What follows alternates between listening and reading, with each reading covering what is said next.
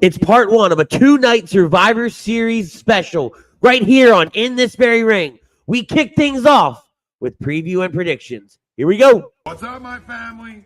Listen, first-time listener, or you've been here the whole damn time. Hit that like, hit that subscribe, giddy up, let's go, no notes. That's my baby. That's my baby. We're going at it at 110%. I just want 5 minutes of happiness, please. Just give me 5 minutes. And they scored! They did it! Slap. What the hell was that? Oh, yeah. What the f*** are you talking about? Good evening, ladies and gentlemen, and welcome in. It's another edition of In This Very Ring. Right here, live on A2G Radio. We are live on Facebook, YouTube, and Twitter. It's been a day. It's been a week. Brother, let me tell you. I am the best there is, the best there was, the best there ever will be. My name is Ritz. And joining me as he does each and every Friday night, the mayor of Toasty Town. This is Butters. Jeez, my friend, say the beginning with a little more enthusiasm as he joins me each and every Friday night. I was building. You could tell. No. That just sounded like a as he does each and every. And then you went, wee! You clearly don't pay attention. It was literally a build. You start really low, and then you build and build and build, and that's when this is Butters. Like it all just build up into that.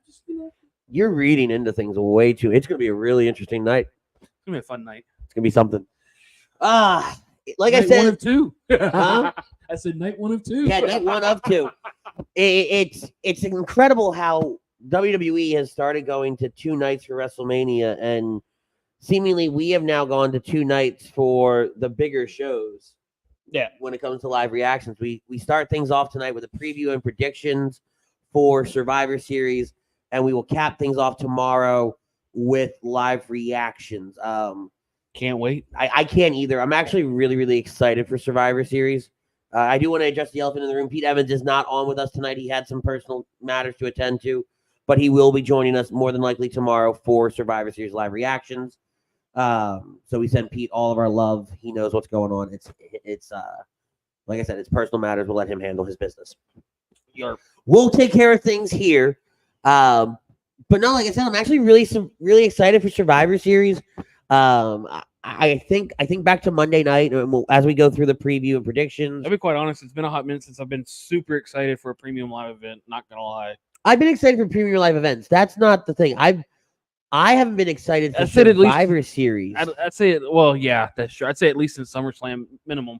You know, because some of the ones in between, I just wasn't excited. There's like been 2. Like a little more now, than that. if you would have said like WrestleMania. I mean, if you want to go that far, okay, maybe go that far. Okay, maybe, right? But I can agree to what you're saying there. Though Survivor Series in a hot minute. I don't know if I would even say a hot minute, right? Like I wasn't excited for last year's War Games, like and you look back on, you look back on it, it was kind of a hodgepodge mess. The year before that, I didn't mind, but it's been a while because we haven't just seen a true, like we talked about it last week, and if you missed last week's show, you really need to go back and watch it. It was an absolutely fantastic show, breaking down essentially the best and the worst of Survivor Series. And what we talked about was, does War Games make Survivor Series a better show? And that got into a huge discussion about the legacy and the history of Survivor Series, and the impact that it has and where it's placed in the year, and so many different components. We really, really broke it down. It's a great watch. It's in the archives. It's on our playlist on our YouTube channel. But what I'm going with that is, like, this is such a story. Both sides, both War Games matches. There's not that many matches on the card. There's only 5. The 2 War Games matches, the Intercontinental title match, the women's title match, and then the singles match between Dragon Lee and Dragon Lee and Santos Escobar. Yep. And so everything's going to hit on such a high note, and everything's going to further tell a story or multiple stories when you're looking at things like the women's not the women's championship, the women's War Games match, and the men's War Game match. You have multiple stories, but also an overarching story in there. So we're going to jump, though, right into our topic of conversation today. It's brought to you by our friends at SpecializedPhysicalTherapy.com. Dr. Paul Vidal and his team, he's our doc, make him yours. SpecializedPhysicalTherapy.com. There will be a betrayal at War Games. Agree, disagree. And when we're talking about War Games, we're talking about the two matches. That's why it's worded this way. Not Survivor Series, right? Inside War Games. So whether it's on the men's side or the women's side, because we had a couple different versions of this question written out, highlighting one of the matches. Before, after, during. Yeah, highlighting the matches, right? Because the women's match or the men's match. Last night, writing the show, right? I'm coming up with different questions, and the same question pretty much came over, except posed different ways. As to your point, for the women's, and then for the men's, and I couldn't clearly come up with one. And then, of course, Mr. Pete Evans came up with the best version of the iterations of being there will be betrayal at War Games. So. My hat's off to him because, like I said, I couldn't phrase it the proper way. I'm going, do y'all want this one? Do y'all want this one? I wasn't thinking of just melding into one whole. Right. No, absolutely. Because you're like, well, there's obvious, signs for both sides of, having betrayal. So it's like, ugh. Well, and so and I knew we also had 2 nights. So I didn't know if you want to do almost the same question both nights. No, I didn't. I didn't want that. I want tonight and tomorrow night to be very, very different. And I think as we preview things tonight, I pitched an idea for tomorrow's question. Correct. And ultimately, that's going to get talked about tonight.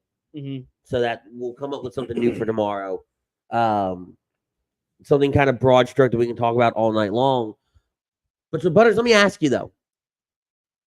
Will there be a betrayal? And if so, where does the betrayal come from? Because you've got 2 different matches, 4 different teams, so many different components. Taking us back to Monday night, it was announced that the Viper, Randy Orton, will make his return to Survivor Series to team with Cody, Jay, Seth, and Sami to take on the Judgment Day. We haven't seen Orton in months, right? And there's a lot of history there. There's a lot of history between Orton and all members on both sides of the equation, right? When it comes to the Judgment Day, or if it comes to Seth, or if it comes to Sami, or if it comes to Cody or Jay, Orton's such a wild card there. Yep. And then you look on the women's side, and you look at Charlotte and Becky. That's how SmackDown closed tonight. There's animosity. There's tension between the two. There's this subplot that they're telling on the Damage Control where Dakota's kind of becoming the mouthpiece for Asuka, Io, and Kairi, and Bayley's kind of that odd person out. She's that so-called third wheel in a sense, even though technically she's the 5th wheel, but she's the odd person out. Yeah. And then when you look at the Judgment Day, you have this leadership tension between Damian and Rhea, and this Drew McIntyre aspect playing in here, where Rhea's like, Damian, you can be in charge, but I went and got Drew to join us for this fight. Right?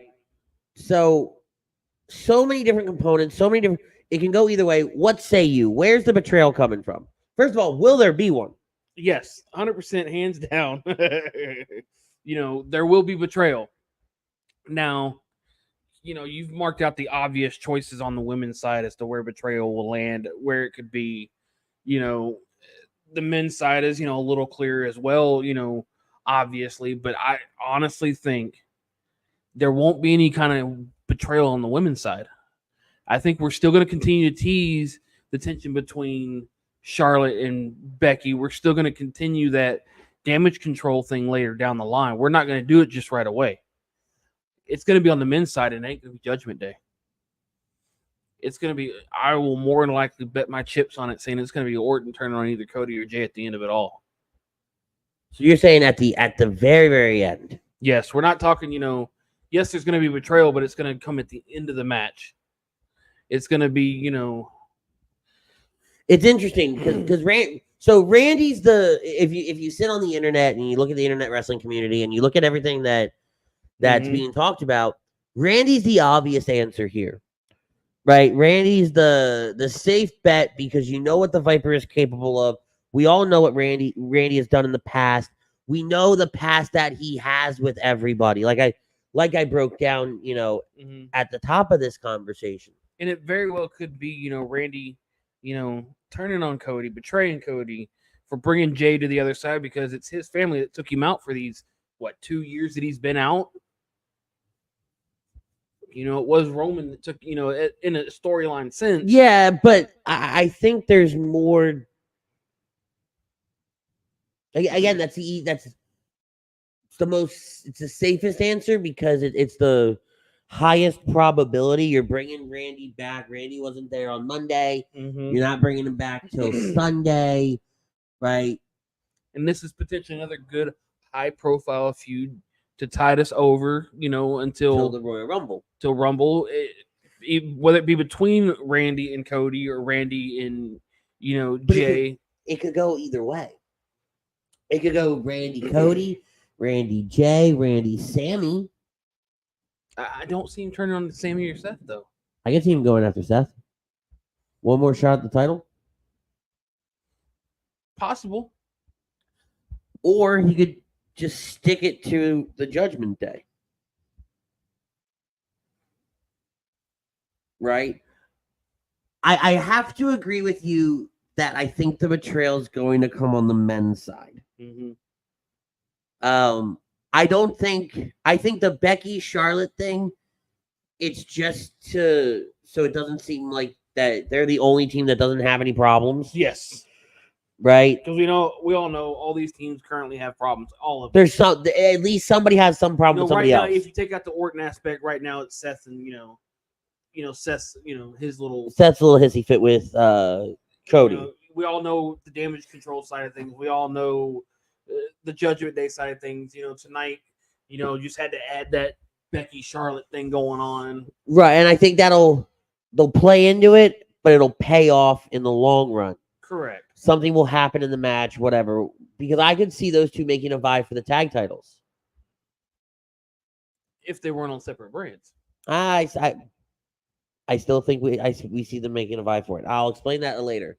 That will come later down the line. We might even talk about it tomorrow. I was about to say that'd be better for tomorrow.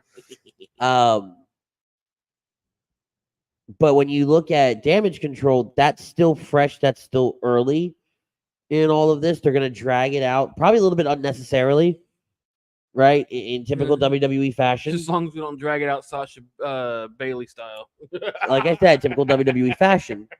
But then when you have I think that the betrayal comes in the Judgment Day. I think Drew is their new big man. Because Damien's going to be in a false sense of security because he's quote unquote in charge. I honestly don't think Drew's a part of this whole. I think Drew's just brought in his muscle. I think as soon as they toss Damien, because this is why we have JD McDonough, I think that's what Judgment Day themselves has wanted all this time, was to bring in JD.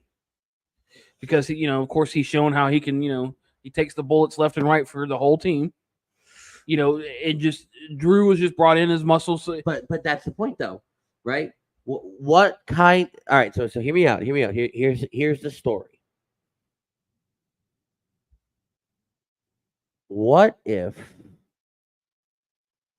JD is the mastermind behind the Judgment Day? Nah, don't see it. Hear me out. No, I'm gonna hear you out.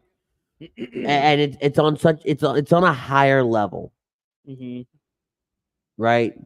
It's almost like a Vince McMahon higher power kind of vibe, right? You have Rhea Ripley, who is over like Rover. with everybody. She's the most cultivating thing in all of these storylines. And she's not even on the damn card Sunday. Yes, she is. I'm sorry, yes, she is, but she's not. And it's Saturday, not Sunday. Whatever. Again, long week. I've got 3 hours of sleep every night. Shut up. But it plays more into she's not in the main event picture. Yeah. Right. We know there's a good chance she's not at ringside. Okay. But she has been the mouthpiece. She's been the voice. She has been the one directing the troops. Mm-hmm. But what's to say she didn't answer to somebody? They've never teased it. They've never nothing. Right? But what a twist it would be and what a push it would be for JD. Because you've already established, here's what you've already done. You've already established Rhea. Mm-hmm. You've already established Dom. Finn came in established. Drew is established.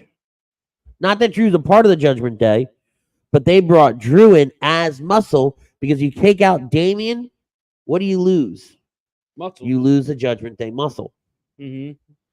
Right? And so what if it was such a ploy by JD? He convinced everybody to bring Drew in. Not convinced. Weaseled his way to the top. Earned everybody's respect. And just pulls a coup. Leads a mutiny on Saturday. And essentially gets rid of Damian Priest. And it's revealed that he was pulling the strings all along. Just because why else would Finn bring him in? Because they're friends, right? But to but the fans, it wouldn't be believable. It wouldn't be. The fans would rip it apart. Fans are sheep. They're gonna rip it apart anyway. They're gonna rip it apart anyway. It's more believable. It's more viable to say Ripley's the one behind it all. To say she's the one leading everything. She's just letting Damian play leader. Well, so to boot his ass out. So that is established regardless. Regardless, yes. Like even my far-fetched story that I'm coming up with here, right? Because I think to a degree, there's too much cut and dry. So let's come up with something crazy. Let's do a wild prediction with it, but still keep it in the realm of possibility. Mm-hmm. Right?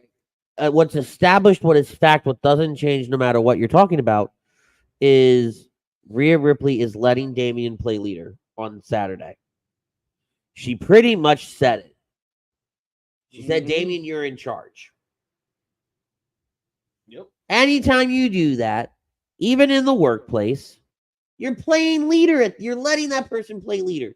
Because at some point, Rhea's going to take that power back. Because she's gonna watch him epically fail. But here's what has not sat right with me from the onset. We've never really talked about it because partly for me, I was hoping we would get something more. Mm-hmm. To just say, oh, me and JD are friends. We've never heard you mention JD. We've never seen you interact with JD before. No, nothing. And randomly one night on Raw, JD's just your buddy old pal. I think they were recognizing it from, the indies. They've been buddies, But which is why he brought him. But no, again though, and that's the problem that I have. It's just random. I get you, and it's random. It was a random insert, and all JD has done is take bullet after bullet after bullet after bullet after bullet for what? What purpose? Because the earning the spot in the Judgment Day. It was never really a big conversation piece. Mm-hmm. It was always a B plot story. Even a C plot story, if you really think about it, depending on what was happening in the Judgment Day at the time. But it was all right. Low story on the totem pole, no matter what was happening.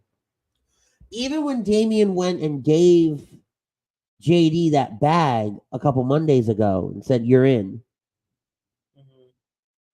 If you weren't watching, you didn't know it happened, Yeah. right?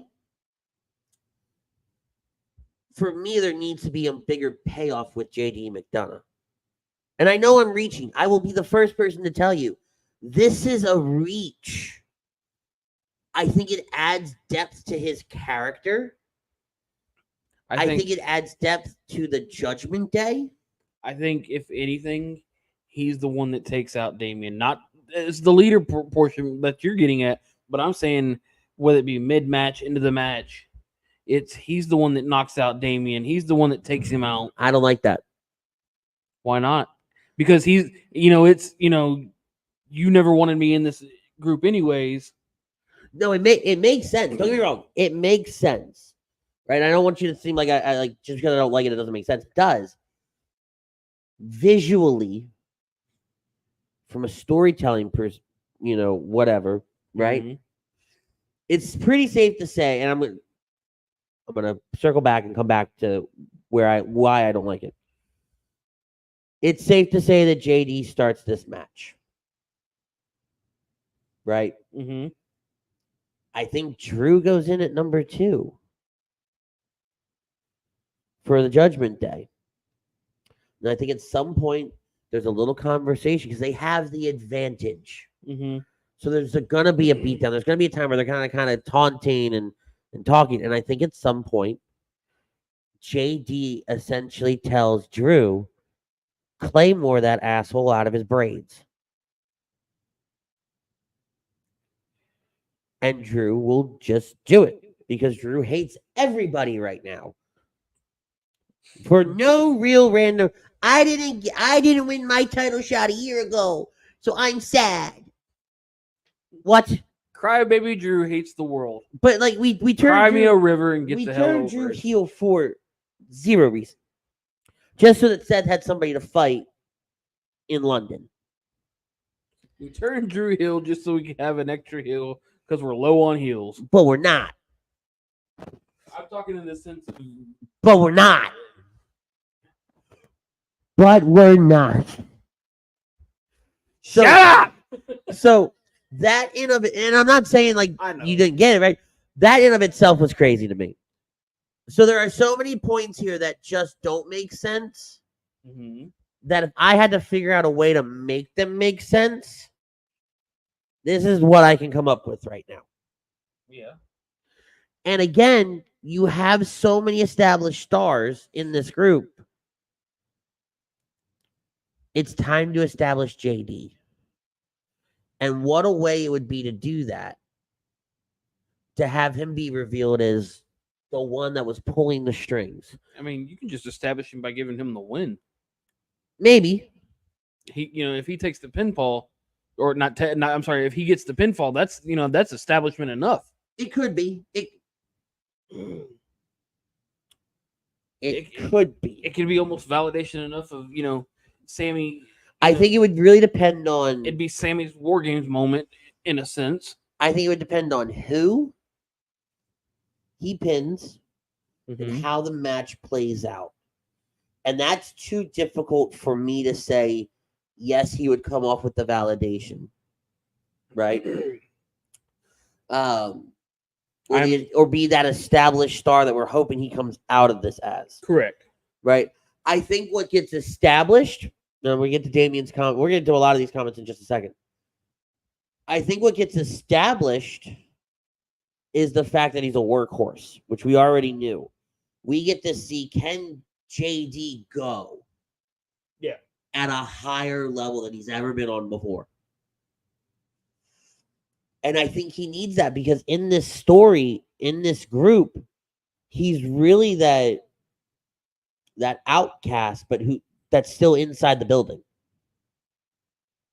Right? He's on the outside looking in, but he's in between the two doors. You know what I mean? Yeah. So let's go to some of these comments real fast. Let's go to Damian's.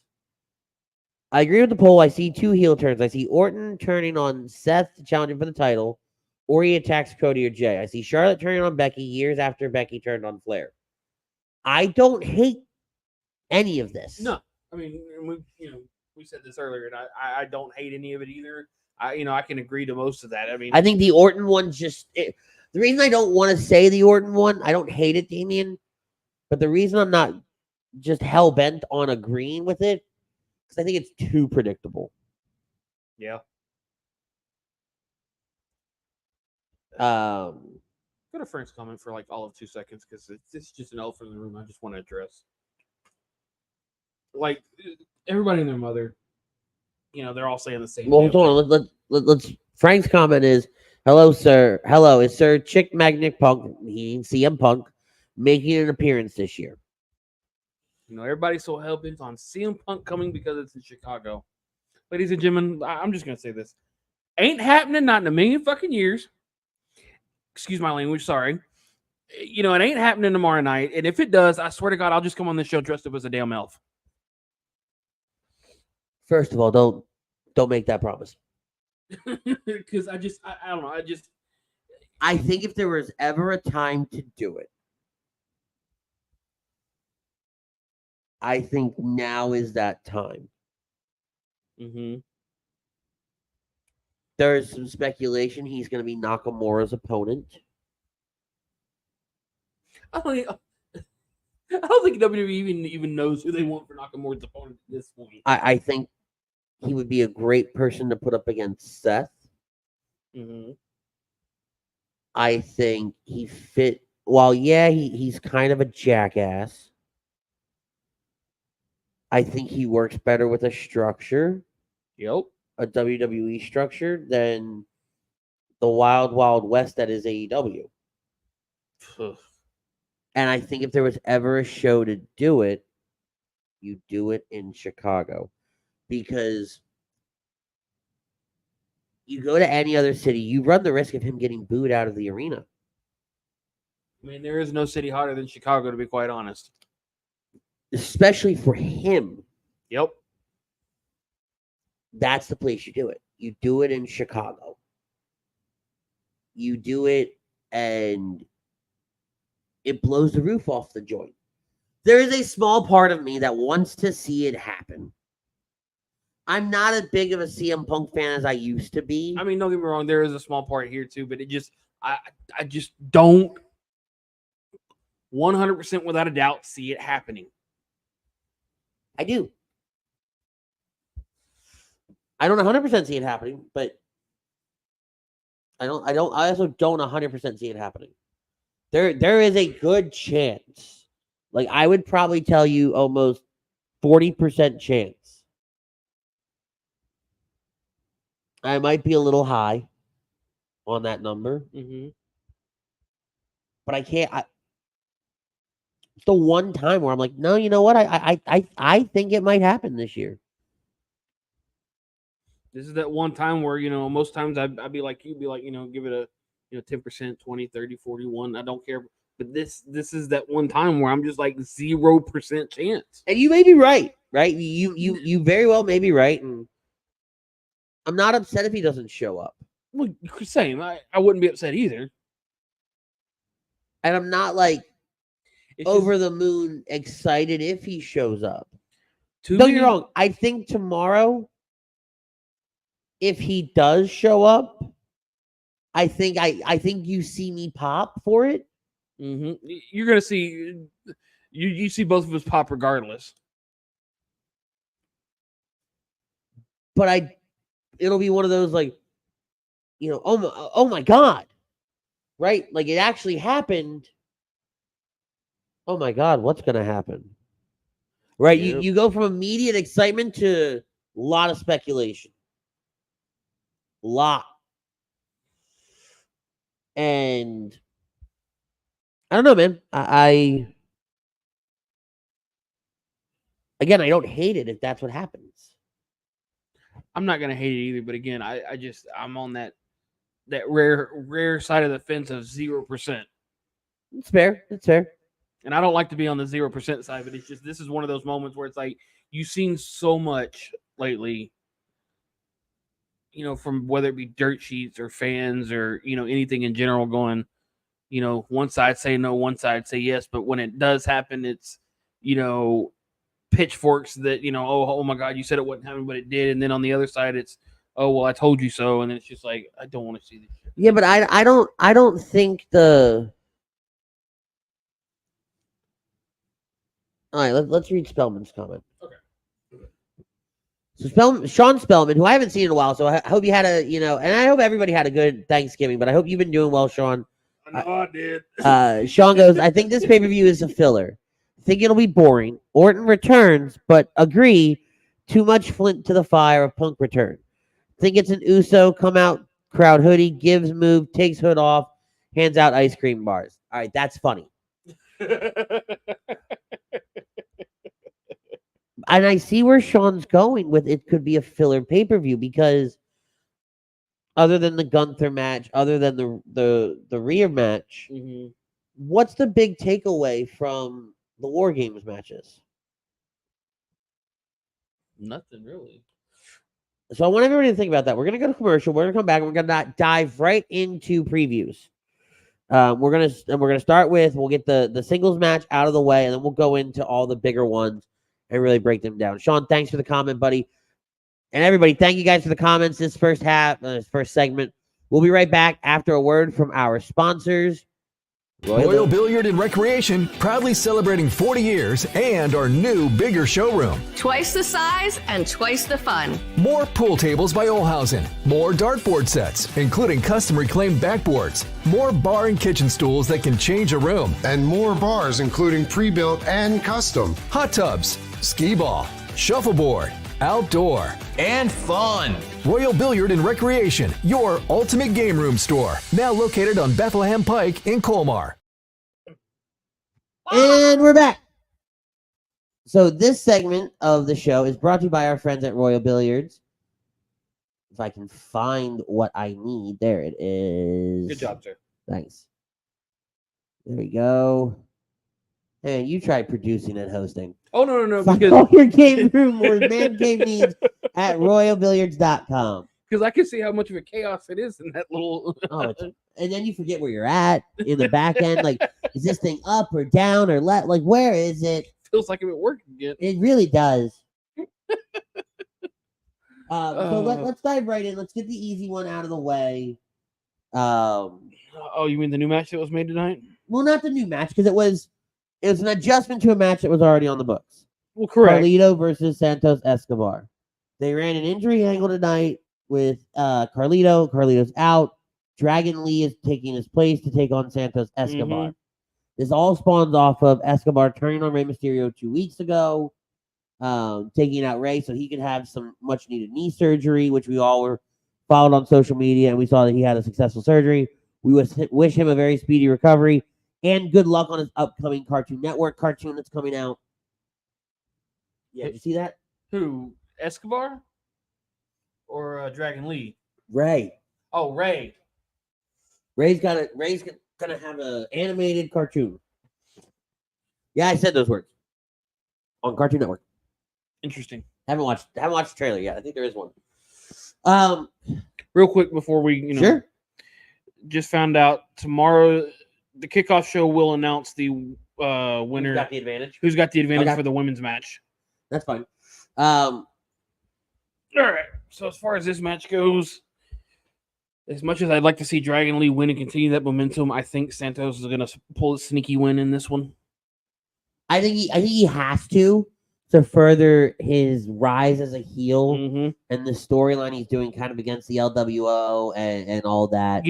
And Dragon Lee's Ray's been a fan of Dragon Lee, so it all ties back. I get it. You want to keep that momentum going with Dragon Lee. Dragon Lee's trying to get revenge for Mysterio, but at the same time, pinning Escobar now, in my opinion, would just kind of kill the momentum of that storyline of, the reason I took out Rey was this. Now what? All right, cool, Santos, you just need to go on to a different feud now. Then what? You're gonna go with Primo? I mean, not Primo. Carlito would be next. I don't know why you're taking Carlito out at this point, but yeah, I don't. So Damien says the only match I care about in this pay-per-view is Carlito versus Escobar. Yeah, it's a mid-card match. had a crappy storyline, but it's the first time seeing Carlito in a pay-per-view after 13 years. Oh, you poor little soul. Plot twist, he's not in the match anymore. Spellman says, where can I buy a shirt? Always love to support you guys. So in the YouTube, so go over to YouTube. There's a spot for A2D merch. I don't think we have the show shirts anymore, like we used to have, a few years ago. But I know the link is over on the YouTube side in the description for all our A2D merch. I think actually, hold on. I think there's a banner for that. Aha, A2Dmerch.com. There it is. That was so. There's that. I think Escobar wins here. I think it's a quick one. I think it might even get regulated to the preview show. I don't think. Well, I think it'll be main card. I think, but it'll be like you said. It'll be a short match. It's not going to be. Well, when you only got five matches on the card, and we know that the War Games match in of itself, minimum is going to take 20 minutes minimum before it even gets started. Those matches going to go at least minimum hour. Easily, without question. Let's kind of shift gears. Let's get away from talking about the War Games matches and everything, and even people involved in the War Games. Let's talk Gunther versus The Miz. When I tell you, I love The Miz, and I've loved The Miz for a long time. I think he's one of the most decorated superstars. He's such an overlooked superstar at this point. Mm-hmm. And I love the fact that Miz is more entertaining when he's working that Intercontinental Championship level stuff. Yeah. And that's not a shot to say that he's not a main event guy. He is a main event guy. He's just better at the mid-card stuff. Not even that. He values he as a person, as Mike Mizanin, values that Intercontinental Championship so much more because he understands that title's never changed. Yeah, the WWE Championship, yeah, the big gold belt, the Universal, the Undisputed, the this, the that. There's been 18 different main event titles. We've always had the Intercontinental Championship. Mm-hmm. And it has such an incredible lineage dating all the way back to Pat Patterson. So there's a history there, and he has an appreciation and a value for the history. And then you look at somebody like Gunther. What an incredible character Gunther has become since kind of like he was great in NXT as Walter, leader of Imperium. He really fell into this ring general role, though, once he came up to the main roster. Like, on NXT, he was just a big guy that slapped the shit out of people. Mm-hmm. But here, and you saw it Monday night when he came down in the suit, and just the way he carries himself, and he's not on all the time. He's only around when it's needed. But he's also not afraid to get his hands dirty. He's not Roman. Correct. Right? He's not the Roman-style champion, where he's only showing up every so often. He's usually there every week in some capacity, but does he get involved? Is he on the outside while, the other guys in Imperium have a match? Is he critiquing Kaiser after, Giovanni had to come in and, pretty much save his ass a couple weeks ago against Ciampa? Mm-hmm. And Gunther is on such a tear as this Intercontinental Champion. And not to take anything away from his past opponents or anything like that, but The Miz is the standard bearer for Intercontinental Champions on the main roster right now. Yep. And if Gunther were to turn around and beat The Miz, I think it cements himself as arguably the greatest Intercontinental Champion of all time. And it cements the fact that he is ready for the main roster. He can walk out Monday night and go, let me give you your title back. That's cool and all. I don't want to say anybody beat me for it, but I don't want to have to worry about somebody coming after this while I go after this. Problem with that is he's already stated in the interview he ain't gonna do that to the title. No. Not that he would do that, No, but he could do that. correct. He could walk out Monday night and say, "To hell with this," and nobody would bat an eye. Mhm. That's where I was ending that conversation. I got you. Right? No, if he were to do that, nobody bats an eye. Nobody's upset. Nobody's mad. Right? Cool. Go get Seth. Honestly, I could agree to that if he hadn't said what he said in the interview at that point. No. You're missing what I'm saying. No, I get what you. I don't know if you do because you keep going back to this interview, right? And what I'm saying is, he could go do. I'm not saying he's going to do that. I understand that he doesn't want to. He never will do that. Mm-hmm. But the point of the matter is, Gunther will have solidified himself as such a dominant force and the greatest intercontinental champion of all time, to where if he wanted to say screw it all, he could, and nobody would be mad about it. Yeah, that's the point I'm trying to make.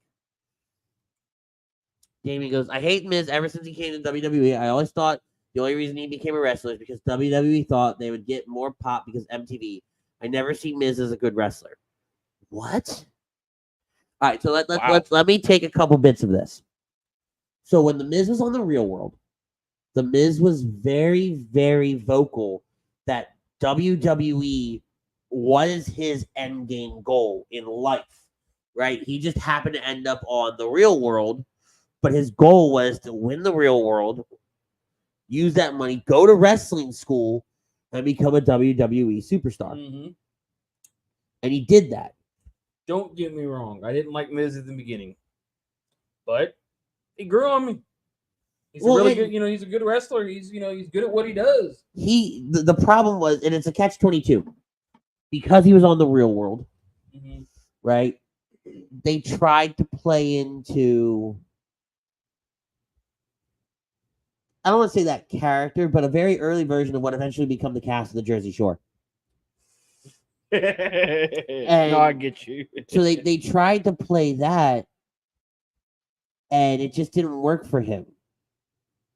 It wouldn't be. I don't think the Miz found his stride until he teamed up with Johnny Nitro, and they did. Oh my God, what was their tag team name? I thought it was just Miz and Morrison. Yeah, it could have just been Miz and Morrison. I feel like there was more to it. But when it was Miz and Morrison, and they were doing the dirt sheet and all that, like the show and all that other stuff, that's where he really fell into himself. And then coming out of that, and I'm the Miz and I'm awesome, took off. Right, he found himself there. Mm-hmm.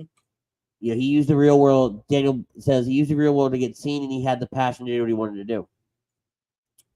Damien goes, Miz only does 2 moves in matches repeatedly like Brock. I don't see him as a legit wrestler.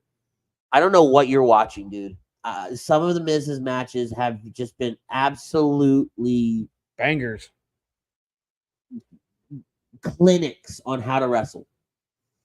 I think he's put in the time. I think he's put in the work. Mm-hmm. And he's always kept himself relevant. And he's not somebody to where he has to come. He understands you don't have to put your body on the line every single week, but you have to be there.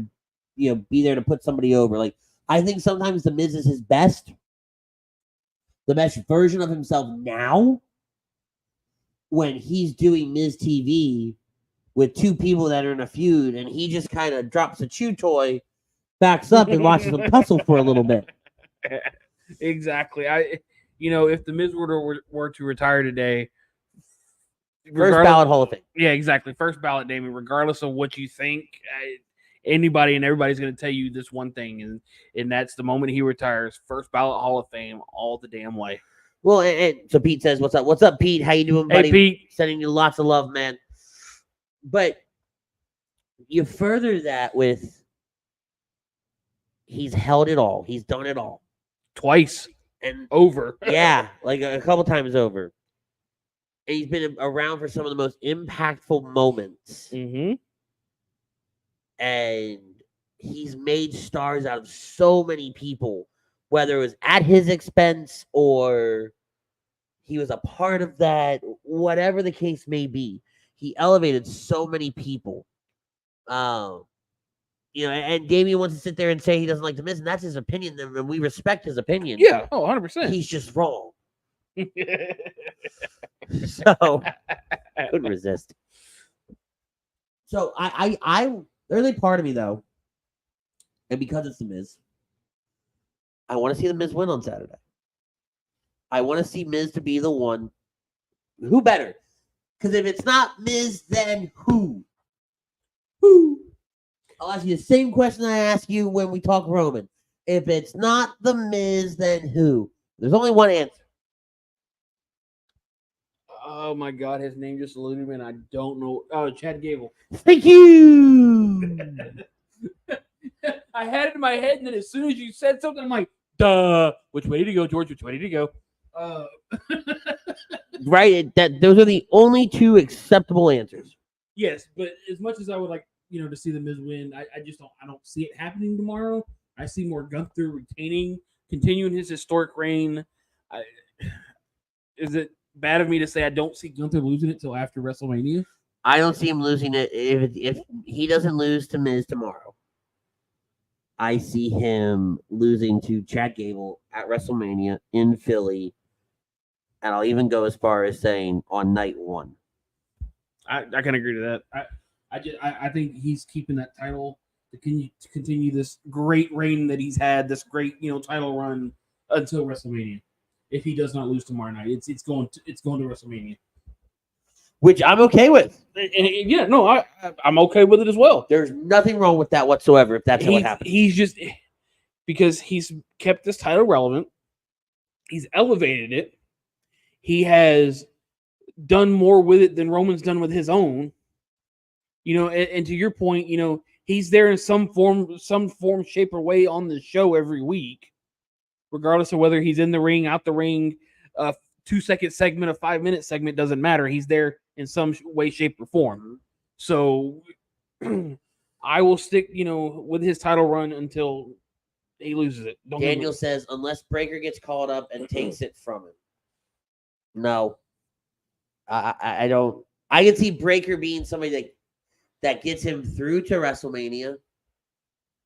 Possible. Right? Being that next element in the story, but I don't see Breaker taking it off him. I think you do Chad Gable a disservice if you do that. Because Braun Breaker can't hold a candle to Chad Gable. like at all. Thank you. All right, let's go. Let's go to the next match on the last card. singles match on the card. Yeah, Rhea Ripley versus Zoey Stark for the Women's World Championship. Is it bad? I really want, and I really can see Zoey Stark winning it. I want it. I'm ready. I am too. We've talked about it a Nothing lot. Against Rhea. We talk about it a lot. Rhea's bigger than the title. Yep. That title is just. It just sticks out like a sore thumb. I get it that with the Judgement Day, they're all about the titles, keeping all the titles, keeping all the gold, keeping everything they've got. But at the same time, like you said, she's bigger than the title. She doesn't need it right now. She's still dominant as hell, regardless of who she's fighting. And I think Zoey could take this match because, Zoey's even said it. Rhea's not focused on this match right now. She's focused on the Judgment Day. Uh-huh. So, we could see Zoey taking it from Rhea because Rhea, lost her focus. She lost the focus on the match. Rhea thinks, oh, I'm Rhea bloody fucking Ripley, and I'm going to win the match regardless of, what's going to happen. And then all of a sudden you get that surprise.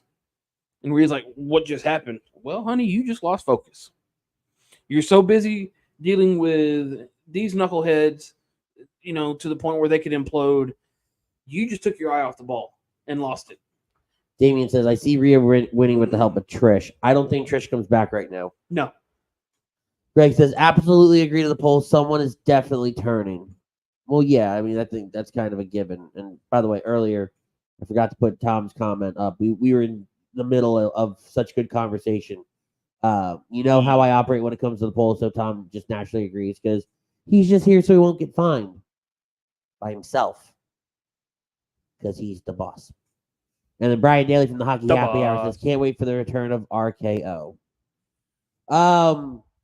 I think Zoey winning it now allows for more stories to be told. Mm-hmm. I think it allows for Rhea to dive back deep into the Judgment Day story that's about to go to the next evolution regardless. Because let's say she does lose the title. Let's say Damian cashes in and wins. We've just flipped the whole Judgment Day dynamic on its side.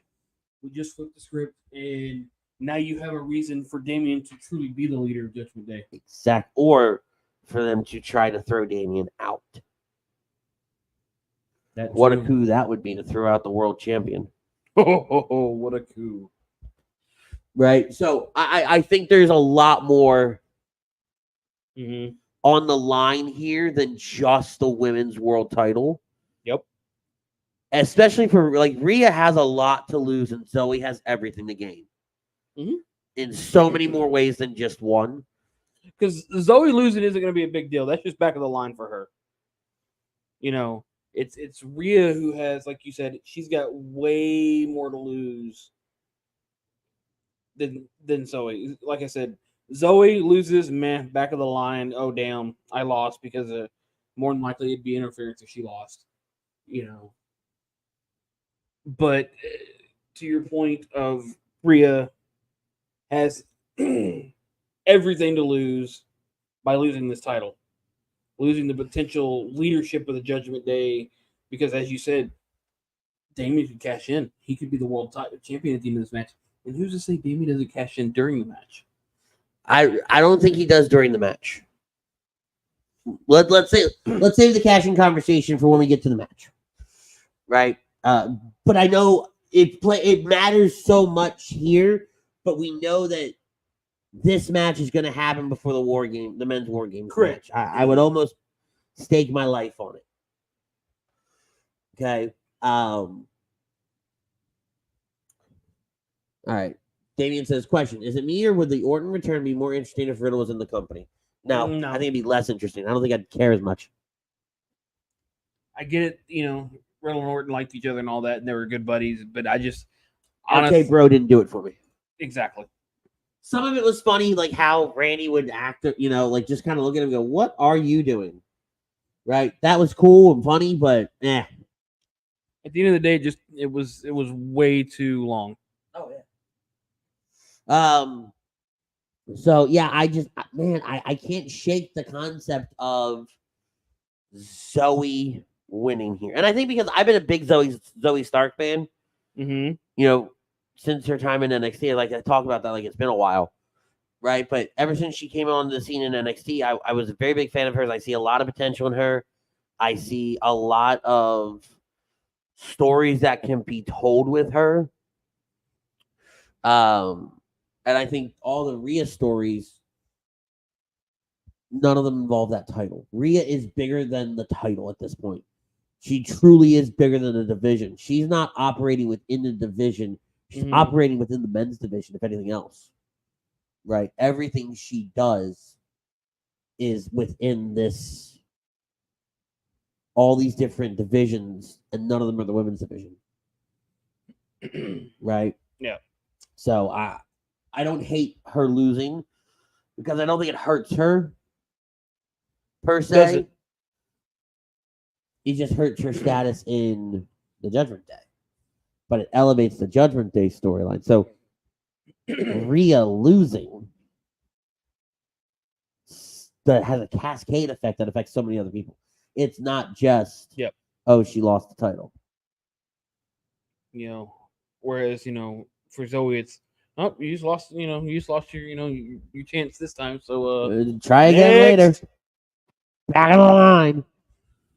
All right, we're going to go to commercial before we go into the War Games matches. We're going to start things off when we come back with the women. We're right after a message from our friends at Carlito's. In our family, food is our daily bond. My nonna, affectionately called Mama by many, found solace and joy in the kitchen, sharing her love through delicious creations. She turned her culinary passion into a flourishing business alongside her husband and sons in 1983. Celebrating 40 years is a testament to our exceptional team, friends, family, and beloved customers. With gratitude, we look forward to the future, expanding our brand to share the highest quality Italian food and wine nationwide. Our heartfelt thanks to everyone who has played a part in our story. Grazie mille.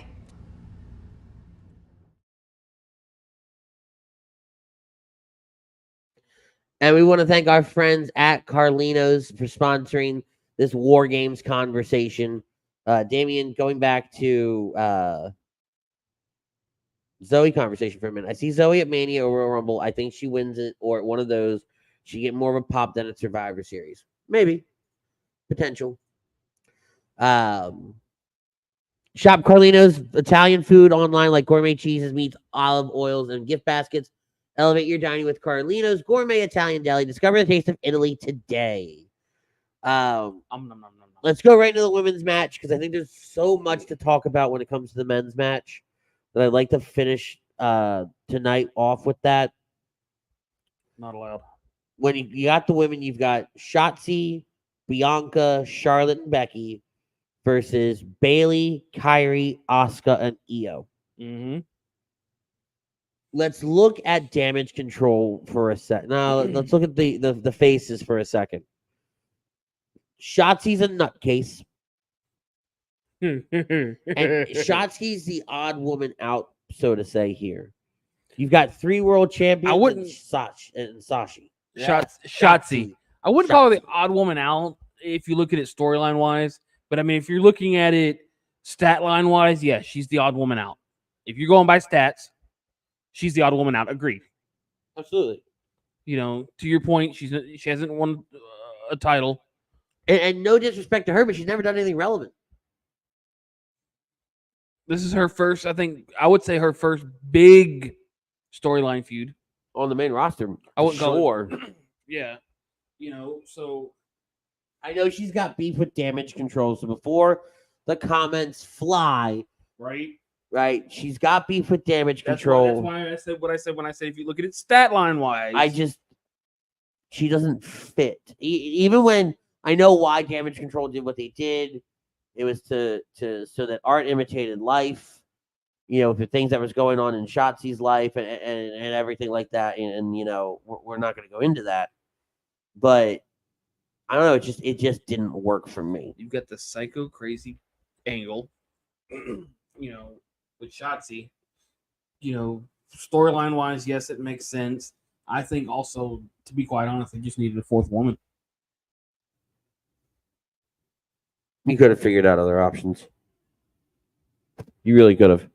SmackDown wise, I get it. Becky's your, extra, one Raw talent, but at the same time, maybe who did you have SmackDown wise? See, is it damage control? I have to look at who's on the SmackDown roster. That's a problem. It's so hard to remember sometimes who's where. I'd have to look. And that's my thing is I think most of I'd say at least a good 95% of your SmackDown rosters in that match. Sure, I'm going to look right now. Keep talking. But yeah, no, I think 95% of your SmackDown women's roster is in that match. Whereas, I think your Raw roster women you've got a bigger roster of women on Raw than you do SmackDown.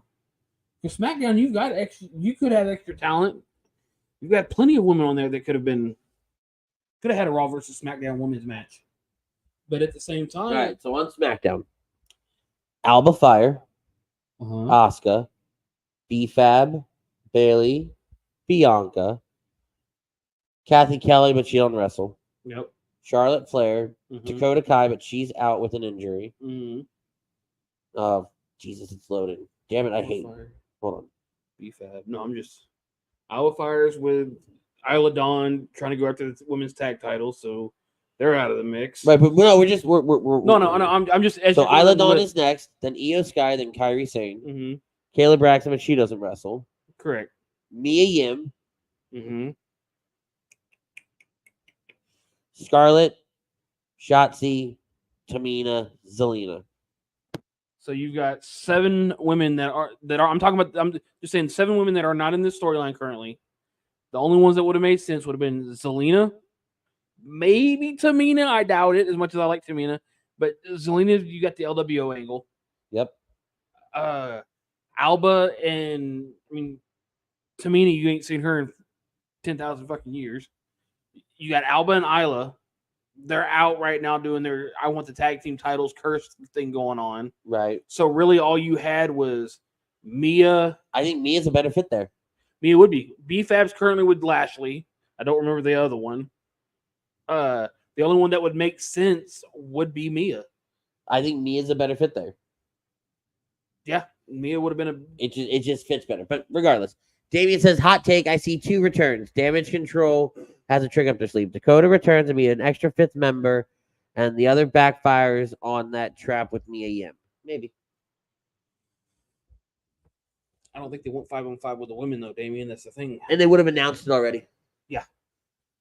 Because we're gonna find out who has the advantage. I think it's gonna be on the faces. You're not gonna give both heels the advantage. I think you do. I don't think you do. I think you give both heels the advantage. I don't want to watch a copy paste War Games. And I understand that. But I think it's better that you don't give. I think it's better you give the faces the advantage here because of the tension between Becky and Charlotte. And you start those two out. You start Becky or Charlotte, and then you start. And then the second face in, you put Becky and Charlotte in. I think Shotzi starts this fucking match. Okay, you start at Shotzi in, and you have two crazy women go at it because we know between one of those two, something's getting brought in. Hands down, 100% between those two. I think Shotzi. I don't think Io starts the match. I think Shotzi Bailey starts the match. Yeah, because you can still continue that and Bailey. No disrespect to anybody else, Bailey's proven she can go for long matches when she did that Iron when she did that Iron Woman match. Mm-hmm. Right. I feel like somebody's bringing a trash can with them full of items. Regardless, who cares? But I think you start out with those two. Mm-hmm. I think Becky's in next. No. Yeah, but she pushes Charlotte out of the way in the cage. Then Charlotte pushes Bianca, or vice versa, right? Charlotte goes first, Becky pushes Bianca. Bianca's the last one out and ends up turning on the girls because she can't stand the bickering. I can see it. I think on the Damage Control side, if the Bianca turn doesn't happen, because it would be kind of forced. They haven't really laid that foundation for Bianca to turn, so it would feel really forced. I don't think you get people behind it like you would want to. If you're talking the Damage Control side of things, I don't hate Damien's idea of Dakota returning. Also, I'm a Dakota fan. I want to see her back in the ring. Yep. I could see Bailey getting outed. Bailey's cost them that match 100%. And that's what's going to... I see the faces winning this one. And it's going to be Bailey costing them the match. Like she's been costing matches here, here and there. Correct. To further that, this Psycho's costing us matches. She's really got to go. You already kind of seen it last week when you had you happen to have Dakota translate all the other women for Bailey, going, "Oh yeah, I'm pretty sure Dakota's lying out her ass," just to kind of keep, because you see Asuka going, you see Asuka doing it. Yeah, I think that's what I'm saying. So, yeah, to Damien's point from tonight. Yeah, Pinhead from Hellraiser. But no, I think at the end of the night, the faces are going to take this match because Bailey's costing Damage Control, and this is where you further the ousting of Bailey of Damage Control. And you just have Damage Control as Io, Kairi, Asuka, Dakota, with Dakota as the mouthpiece for the women.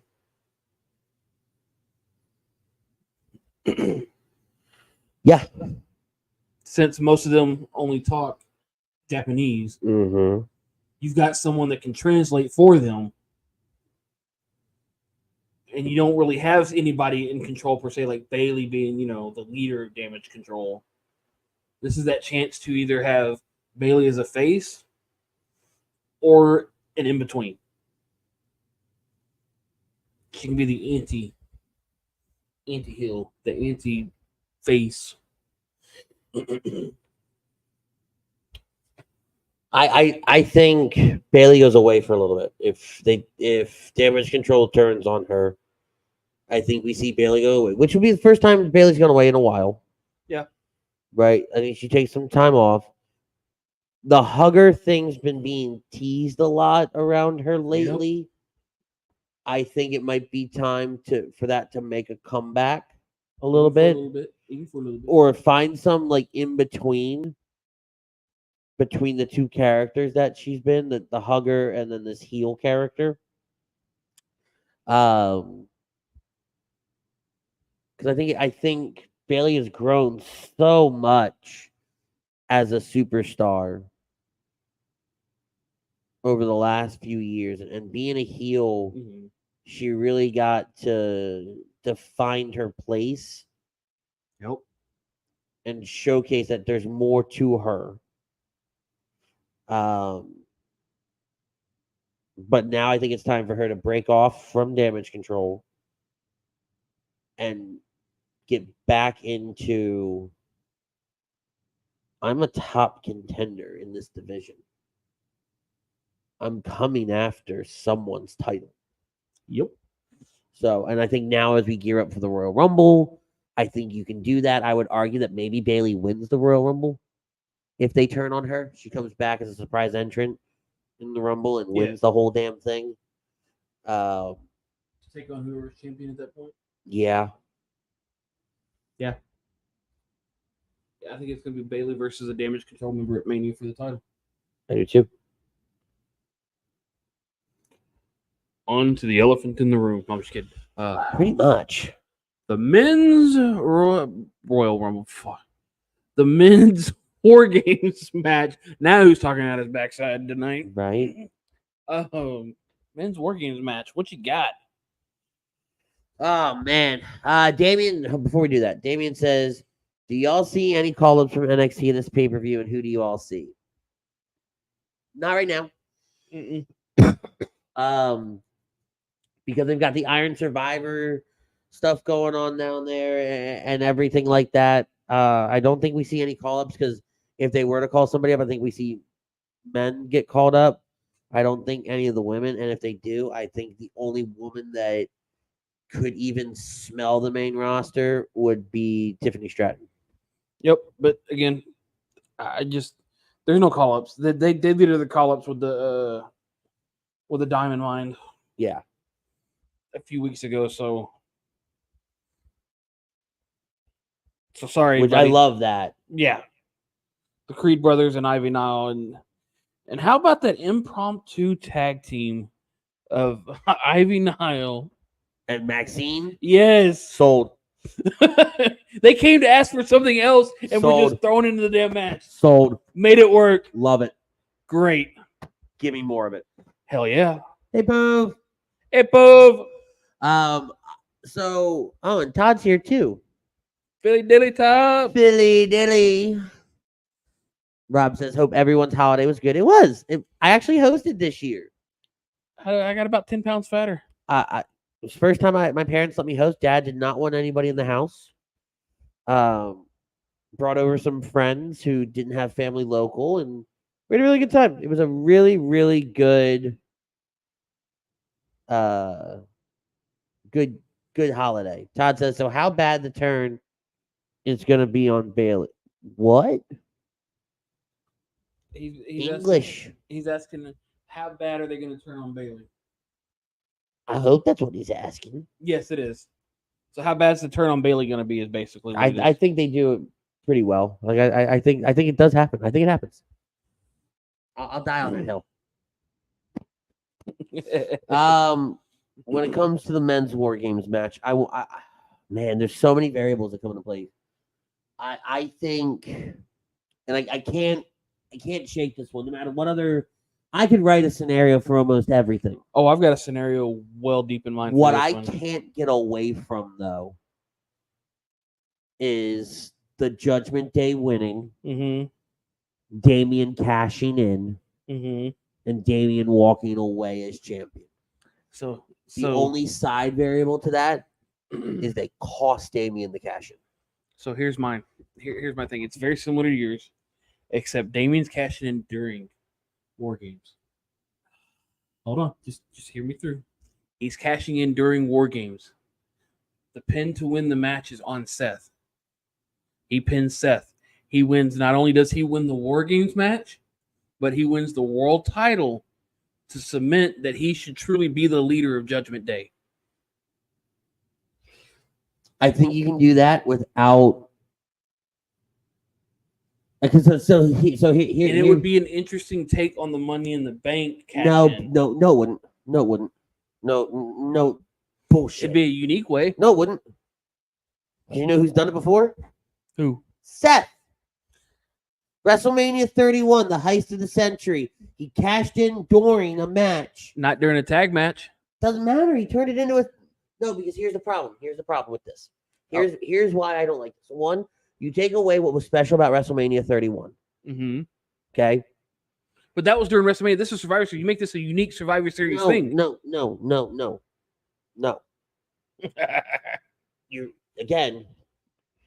You take away what was special about WrestleMania 31. Not the fact that he cashed in at WrestleMania, but the fact that he cashed in during a match. Okay. And changed the whole structure of the match. The problem with doing it at War Games, so what's to say that Damian doesn't pin Seth? What if Finn pins Seth? What if Seth's not even involved in the pin? Is there still a match between Seth and Damian that's going on after that one ends? Is that match still going on? There's the reason why that doesn't work, there's too many variables at play. Because there's too many loopholes that can happen. It's not a cut and dry. Like, even when Seth cashed in, that turned into a triple threat match. So all that happened there. Cashing in here, there's too many. They wouldn't be able to properly convey. And you and I sure as hell wouldn't know, because we're not going to have audio tomorrow night. We wouldn't know what's happening. Correct. Nobody in the arena would know what's happening. It puts too much. You take away from the match in of itself. I think you still get what you want with the match ending and Damian cashing in and pinning Seth, because then Judgment Day wins the War Games, and then Damian wins the title.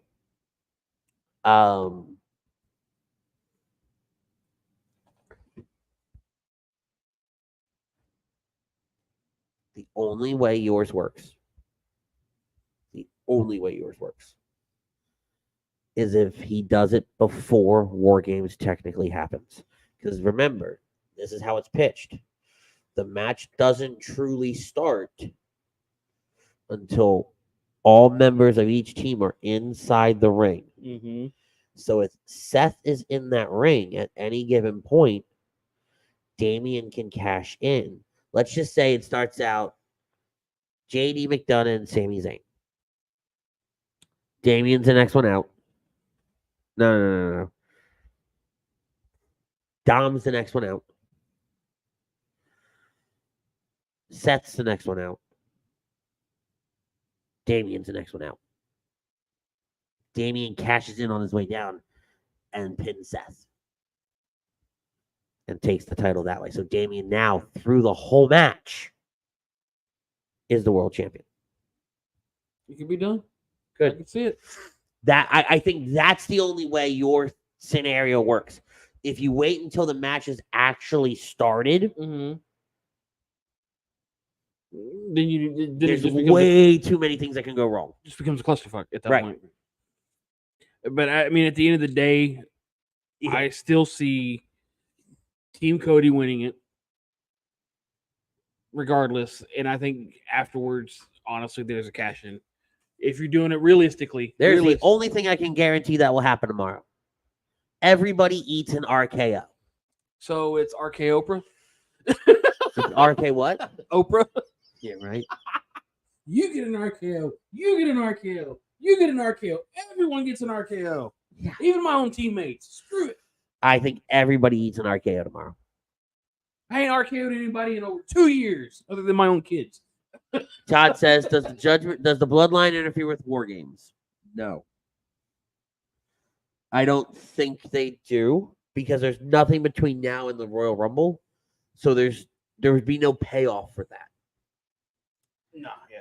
Say Priest does cash in, Finn would have to turn on Judgment Day and ruin the cash in for Priest. The only way I see a Bloodline member coming down is if it's Jimmy doing his little BS against his brother yet again. Like he did with the tag title mix-up. Maybe. But it wouldn't be per Bloodline, official business. It's just Jimmy going rogue on his own. Doing his It's own just thing. Jimmy being Jimmy. Exactly. So it's possible. It is possible. Say if Priest does cash in, Finn would have to turn on Judgment Day and win the cash in. I don't think Finn turns.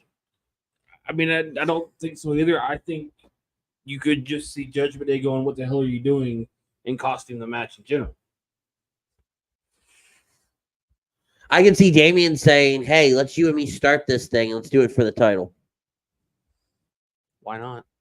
They've got 3 minutes to do it. 5 minutes. Okay, they've got 5 minutes to do it before, beat down ensues. It's possible. It's very...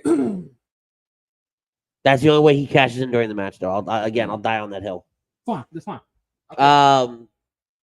But 100%, my assessment is Team Cody wins it. I'm gonna stick with Judgment Day though, winning it. Okay. I don't like it because I want to see the faces win it because I think all of them could use a win right now. I know, but I think storyline wise, unless they lose because of Damian, and I think that's where it's gonna go. Right. I think you see either way. You see something change within the Judgment Day on Monday. Well, throughout this match, and then you see the fall out of it on Monday. I think my scenario is, if you're going realistically, it's Damian's costing the match by doing something to Drew by accident, costing them that match. Now you have this tension where, of potentially kicking out Damian because Damian's the reason. We gave him the chance to lead. He failed us as a leader. Yeah, so I don't know if he would do something to Drew per se. I think he does something that just everything crumbles around him. Rome burns. That's fine.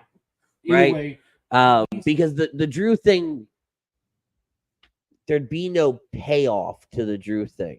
It's just Drew's he's that variable that's just that mystery variable that... Because we don't know if he's part of the Judgment Day or not. Even though he said he's not, but again... Everything we've seen says otherwise. So again, it's just that mystery variable. You never know. Exactly. All right. We've got a few minutes left. So I got a question for you. Hold on, before you do that. Okay. We want to thank Allen's Travel. Allen's Travel specializes in creating the vacation of your dreams at Disney, Universal, or wherever your heart calls you. Let their talented team of travel agents, including yours truly, create a custom vacation for you without any of the stress. Allen's on over to allenz-travel.com/take the trip. To get in touch with myself, Chucks, or any of the other talented travel agents. We thank Allen's Travels for sponsoring every single episode of In This Very Ring and this week's This Week in Wrestling segment. All right. What did you want to ask me? I'm not excited. If you haven't figured it out yet, when it comes to This Week in Wrestling, I'm never excited. We talk about the stuff I'm excited about because that's what's fun, right? And then this idiot always will tell me, I want to talk to you about this on This Week in Wrestling. Dude, don't tell me. Because I'm going to do everything I can not to get to This Week in Wrestling then. This isn't exactly a This Week in Wrestling. Hold on. I'm finishing the story here. Oh, sorry. I will do everything I can not to get there if I know what you want to talk about. So I stop asking. Well, I mean, not asking. He stops telling. I don't ask. But I'm always so terrified when we get to this part of the show. So, Butters, what do you want to talk about? All right, Cody. It works. Right? So I just wanted your thoughts because the Dum-Dums in your favorite wrestling promotion had decided instead of Rampage tonight. It's always like this. I figured it was going to be a full gear question, but no, he still wants to go to the AEW. All right. I know exactly what you're talking about. So the Dum-Dums have decided that instead of doing Rampage tonight, we're going to do a 2-hour Rampage Collision special tomorrow night during Survivor. It's a 3-hour. Oh, is it 3 hours? I'm under the impression it's a 3-hour. Okay, either or. But why? Are we trying to go up against one of the biggest premium live events of the holidays? I'm going to call it the holidays. I'm not saying the year. And my question is, what? First and foremost, not the why are you trying to go up against them? Yeah. Right? Why was there no Rampage tonight? What was on TNT? Was it basketball? I don't think there was anything on tonight. So that makes it worse. That makes it worse. This is where it just proves that Tony Khan doesn't know what he's doing. He'd have been better off putting on a 3-hour show tonight versus tomorrow. Don't do a 3-hour show, period. I'm not saying, yeah. You don't have the content. You barely have the content to do 3 shows. Mm-hmm. Because one of your shows nobody watches. Collision, right? Yes. Nobody watches it. And I'll give Damien the point. Who the hell watches Rampage? On top of that, is your new title going to Collision? Yeah, let's talk about that. You have an all-Atlantic title. Cha-ching. And now you want it's called a Continental title? The Continental title. Does it come with a free breakfast? Does it come with a guy named John Wick? That too. Like, is it a safe haven? Like, are we allowed to fight for it?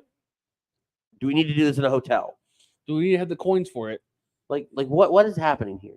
On top of who writes this stuff? On top of that, Eddie Kingston has put both his titles on the line.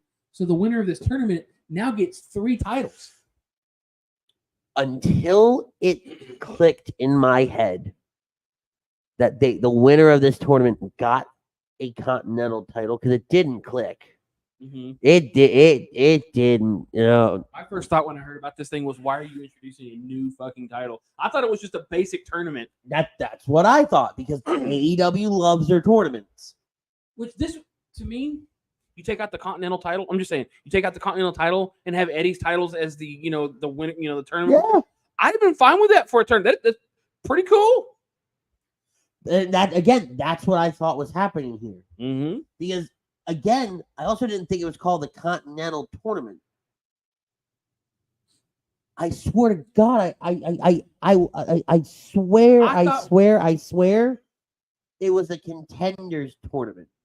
I heard Continental Tournament, but I thought it was just maybe they were just doing ad service for the Continental TV series they had here.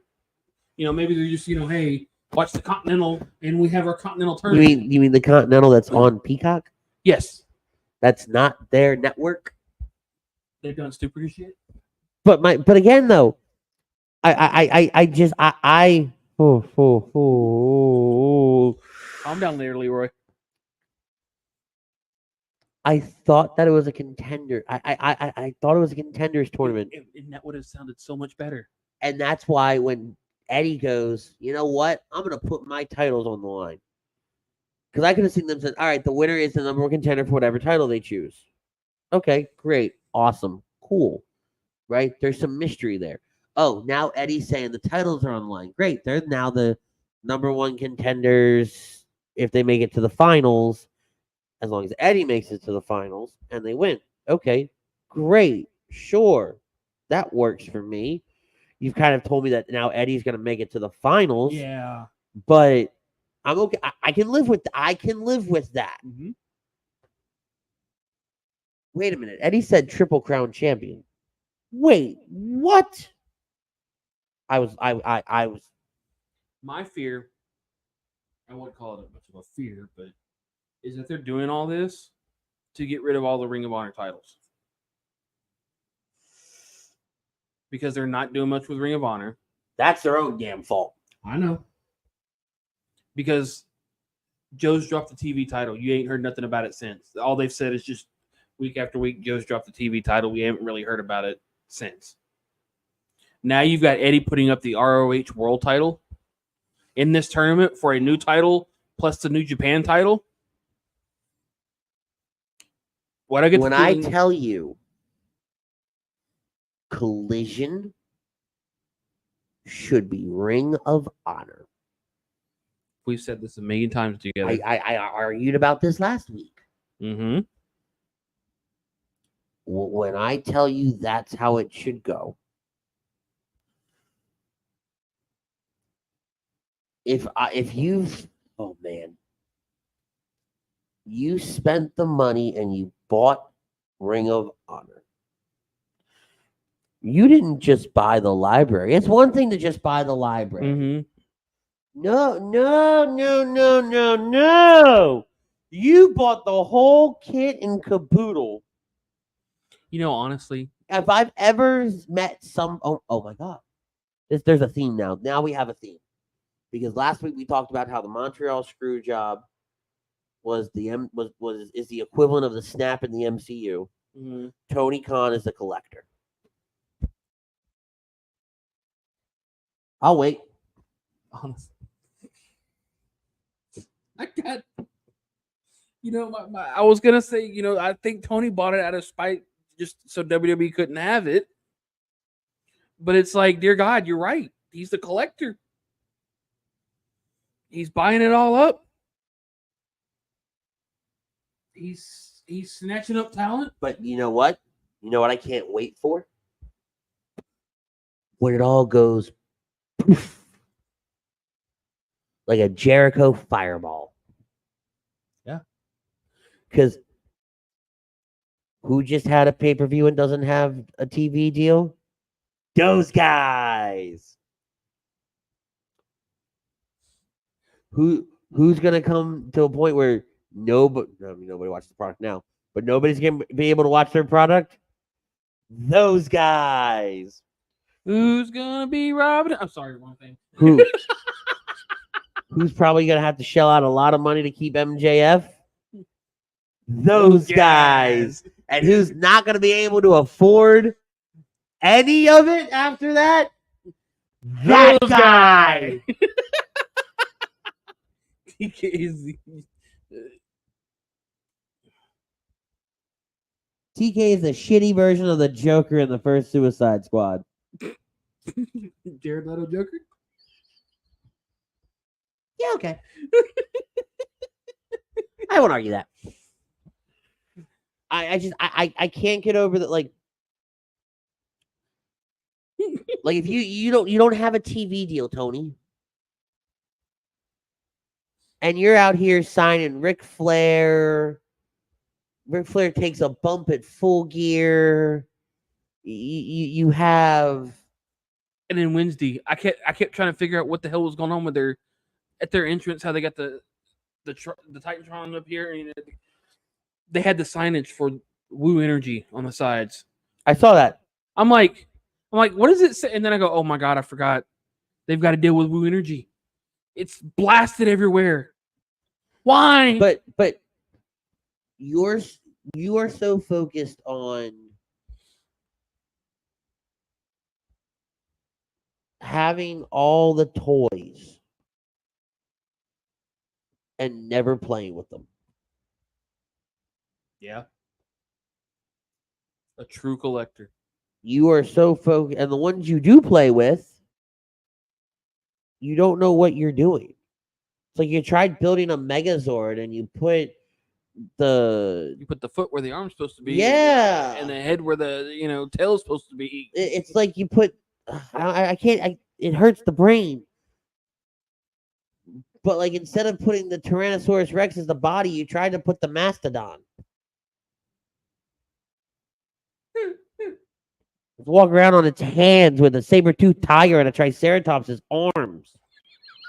Wearing the pterodactyl as a hat. Like, it's just so bad. I don't know. Focus on getting your TV deal. Mm-hmm. And get your house right. And get away from doing anything involving the wrestling company. Because you're a fan. Look, Tony. Uh-oh. Tony. Right here. There's no shot you ever see this. You're a fan. You're just like the rest of us. Nobody will think any less of you if you walk away. You retain your ownership. That's fine. You want to run the office? That's fine. Go get the TV deal because you're apparently doing a good job of it with the Jags, although your record tells me differently. Right? Let somebody who knows the wrestling business run the wrestling business. Let somebody who knows how to book. That writes a story, write a story. Because I don't know who's writing the stuff for you now. They're not good. Your director needs to be shot. We all caught Adam Cole pressing something in his pocket on Wednesday. Right as the devil came on the screen. We all caught it.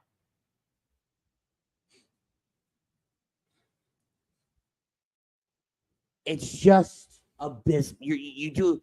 If anybody had to sit down and give Tony Khan a review, there's only one word that comes to mind. Abysmal. It's just abysmal what you've done with what could have been a true rival to WWE, and now you're just a footnote in wrestling history. You're remembered by a pay-per-view that happened before you were even a company. Yeah. You think that every pay-per-view needs to have 14 to 15 matches. No. By the time it gets to the main event, I don't care anymore. Agreed. Talking about pay-per-views, go back to Full Gear. The best match on that card, even though it was disturbing, it got to a point where it was just uncomfortable. And I hate myself for saying this, the Hangman Adam Page match with Swerve Strickland. Mm-hmm. I am not a fan of the death match. I don't think it has a place in mainstream professional wrestling. Mm-hmm. You want to do a hardcore match, you want to do a false count anywhere match, you want to do, you want to be brutal and violent, that's fine. That's not even ECW. Whatever the hell happened on Sunday, no, absolutely not. That had no place on my TV. I like violence. I like. No, I agree with you. I like watching two people beat the absolute brains out of each other. But there's a certain limit to violence that you should have in wrestling. There's a certain sense of self-control that you should have. Correct. Certain spots in that match, and I'm not even going to say it, but certain spots in the match didn't need to happen. Certain spots in a post-COVID world, in a sense, did not need to happen. Not even in a post-COVID world. Because even before COVID, it's the spot. I'm going to say it.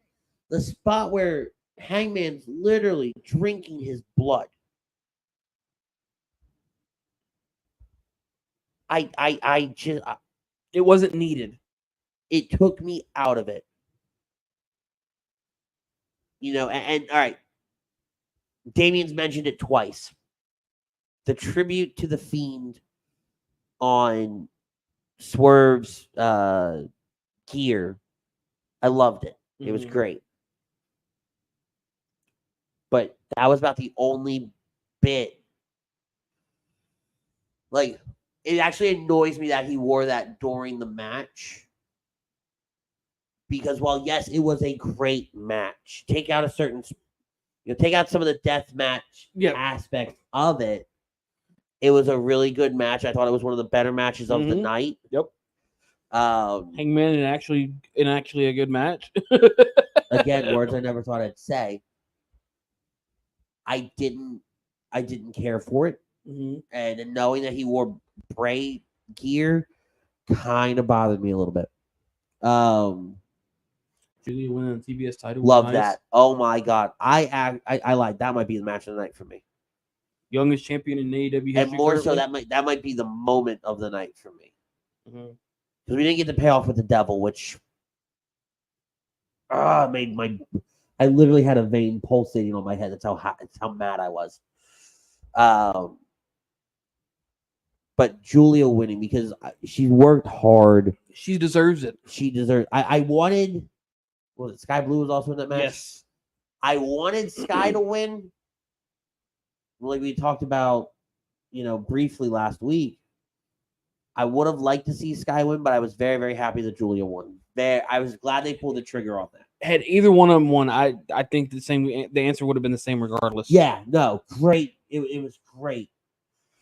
Do you have anything else you want to hit me with to get me fired up? No. I just my main thing was the 3 hours of stupidity on a main PLE event. Like if it had been a smaller PLE. No, but I don't think you go up against a PLE.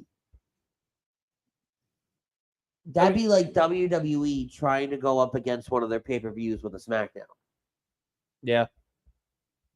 Right. It'd be one thing. It doesn't happen anymore, but it happened a couple times back in the Attitude Era. It'd be one thing, and it even happened. It happens sometimes. You have WWE on Saturday and AEW on Sunday.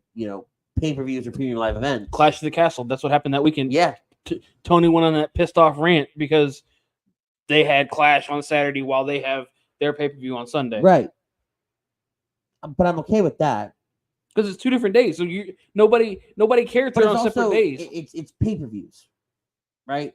Call it a premium live event, call whatever you want, but it's a pay-per-view. All right. I'm gonna get to that. I have a problem with that too. Hold, please. But I'm okay if you put a premium live event up against a pay-per-view.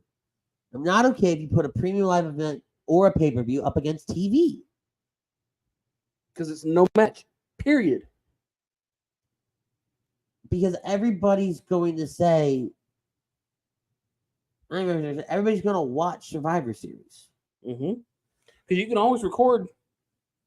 Yeah, and don't get me wrong, you can watch back Survivor Series.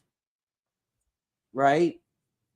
But no, I was saying you can always record the live TV. Survivor Series, the PLEs, the pay-per-views, those you want to watch live. Because they may edit it. Exactly. Right? Before the playback goes up a couple hours later. So, again, right? No one's going to be paying attention to your program. Not that they do anyway.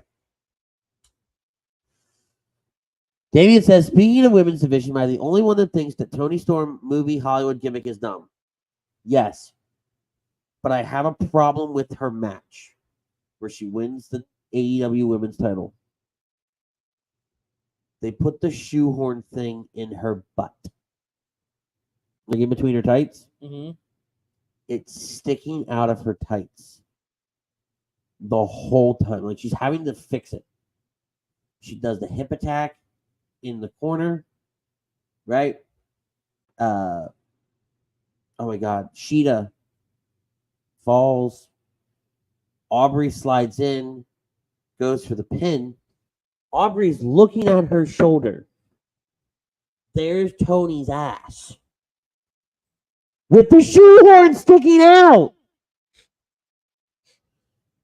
It's like, it's literally right here. And Aubrey doesn't see it. It's literally in plain view. It made it such a bad spot. It made Aubrey look stupid. It made Tony look stupid. It made the company look stupid, and it made wrestling look stupid. So, in that moment, was the gimmick dumb? Yes, it was. Do I think it's dumb overall? No, I think it's. Did you see the acceptance speech Wednesday night? No, I purposely didn't watch it. To win the award, Oscar style. I'm not gonna lie to you though. I saw that tweet and I was like, "Win the award? What award did she win?" Son of a bitch! They're giving her the title. Yes. Like it all clicked, and I was at karaoke, right? I don't watch it. Don't get me wrong. I actually kind of liked it. I keep track of it. This gimmick's not my favorite, but I did like this segment. Do not get me wrong. They started playing her music as she was trying to give the speech. She goes, I'm not done. Turn the music off. Stop.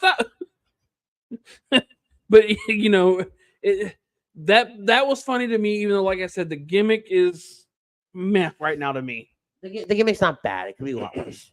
It's unique. It's different. It makes Tony stand out. Yes, I will agree to that. Right, and that's what I think she needed after, everything with the Outcasts and all them. That being said, we are going to get out of here. We have 4 hours that we're going to do tomorrow night, so I'm sure we'll pick up a lot of these conversations tomorrow. We will be going live tomorrow at probably about 8 Eastern as the show kicks off. Maybe a few minutes before, so maybe about 7:45. We'll do a 15-minute intro, kind of start talking about what happened on the pre-show, and then go right into it. So maybe about 7:45 Eastern, 6:45 Central tomorrow. That's about the time we're looking at. Maybe we'll push it to the top of the hour. And we will be live all through Survivor Series. So mute your Survivor Series. Come listen to us talk about the matches, talk about everything going on. Until next time, we want to thank Allen's Travel. We want to thank Carlitos. We want to thank Royal Billiards. We want to thank all our sponsors here at HD Radio. For Butters, I'm Rich. We will see you guys in less than 24 hours for Survivor Series live reactions. Until then, peace, love, and joy. We out.